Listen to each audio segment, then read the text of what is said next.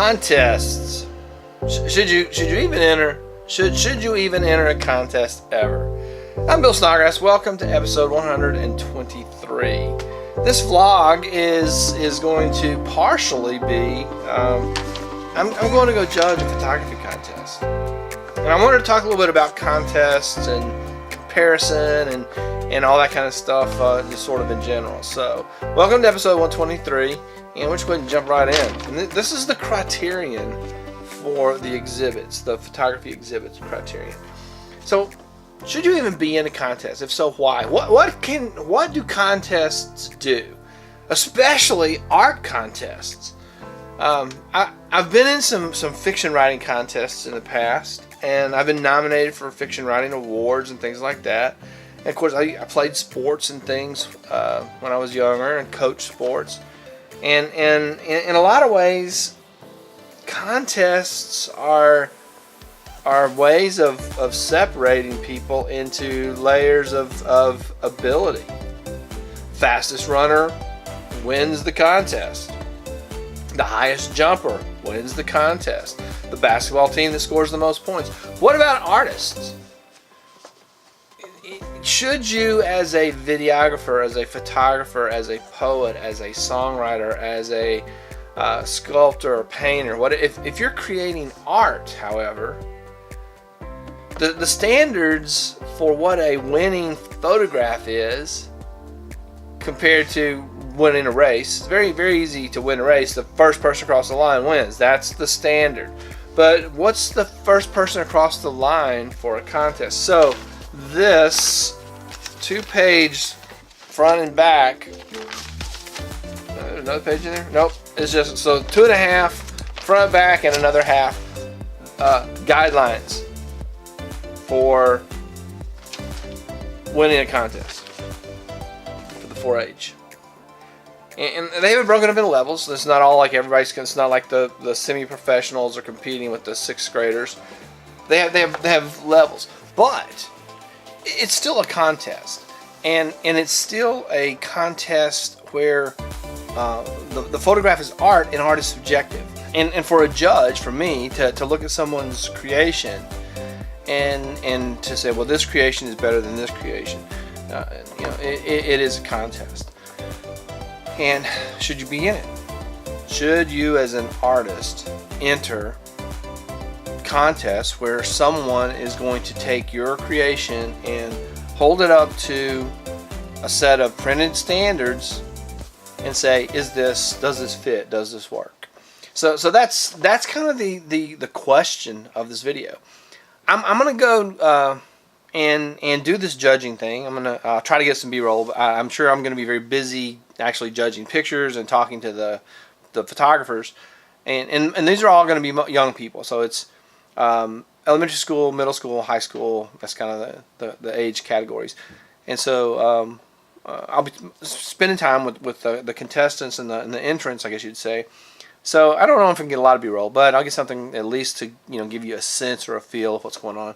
And then we'll come back and we'll answer that question. Should an artist put their work into a contest that is going to be subjectively evaluated by someone who, I like this color space.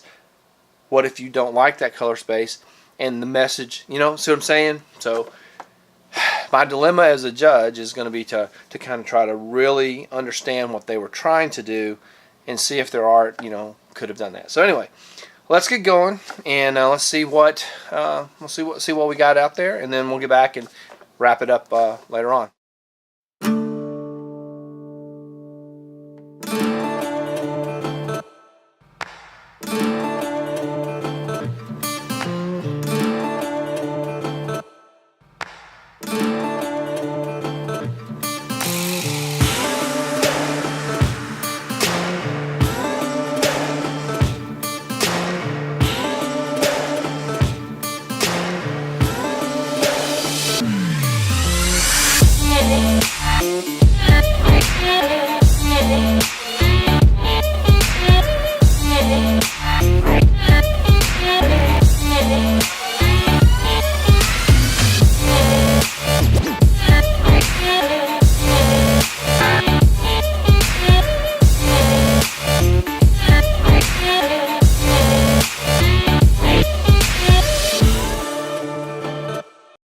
right, there we go.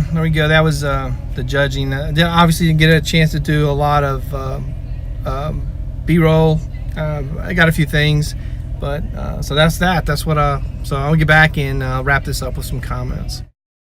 All right, there was my experience at the as a judge, as a photography judge. I hope you enjoyed the B-roll and the little sequences I put together. That was it was a lot of fun. Had a good time. Now, to answer the question this video started with, let's get into that. Why should you be in a contest? Should you even be in the contest? So here's the thing. Here's what I think contests do. In most forms of art, there are a set of standards that are expected and accepted by kind of the community. In writing fiction, there is a format that editors are expecting to see, and so therefore contest operators expect that format as well. For the most part, in writing, there are a set of rules that this is the bare minimum. Now, what you do inside that set of rules is the artistic expression, where you're doing character development. Within photography, there are some generally accepted rules, but it feels to me like photography is further down that continuum of the artist's ability to express themselves uniquely. Does the picture have to be in focus? It should be in focus, unless it shouldn't be. Should the color saturation be warm and rich? Well, yeah, it should be warm and rich, unless it shouldn't be. So what value do you gain from being in a photography contest? Comparing your work to other people's work? Do you want to see how, my pictures and the other person's pictures, and I'm going to look at these guys and make a decision? What do you get from being in a photography contest? Okay, so here I'm gonna try to offer two reasons. One, you go through the discipline, maybe three reasons. One, you go through the discipline of following all the standards, of creating your display, of following. A lot of these rules have absolutely nothing to do with photography. It's like you're gonna fill out a record sheet. You're going to use this format on your poster board, etc. So there's a lot of rules on here. You go through the discipline of doing that. If the contest is themed and says, okay, we're going to do this contest, everyone has to take a picture of a golf ball. The discipline of going out and being creative and forcing yourself to use a golf ball creatively, that's not part of this contest. So the discipline behind following the contest guidelines is a good exercise to get into. If you ever want to be a professional photographer, you're going to have to follow the guidelines of your client. And I had one of my first clients was like, yeah, I need pictures of all these envelopes. We need to be able to see envelopes. Yeah, that's what I said. Pictures of these envelopes. They did stationery too, business cards. They even had like some keychains and things. He wanted them a specific way, and they needed work for the website. So there was guidelines that I had to follow. So that's one reason you enter contests is to develop the ability to follow the guidelines of your client or contest.